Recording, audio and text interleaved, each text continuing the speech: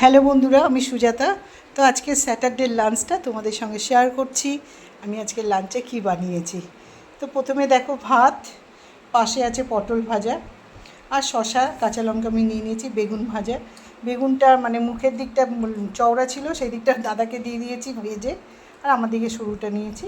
আর নিয়েছি দেখো ভিন্ডি ভাজা, আলু ভিন্ডি ভাজা, আর টক ডাল, আর সর্ষে দিয়ে চুনো মাছটা এক জায়গায় নিয়ে নিয়েছি, দাদাকে তুলে দেবো চামচে করে। এদিকে তোমাদের দাদা বেগুন ভাজা দিয়ে কাঁচা লঙ্কা, তোমাদের দাদা বেগুন ভাজা হলে সরু কাঁচা লঙ্কা চাই, কাঁচা লঙ্কা দিয়ে ভালোবাসে। দাদা উচ্ছে ভাজা ভাতে দিয়ে খেয়ে নিয়েছে। দাদাকেও সেম দিয়েছি পটল ভাজা আর ভিন্ডি আলু ভাজা টক ডাল দিয়ে।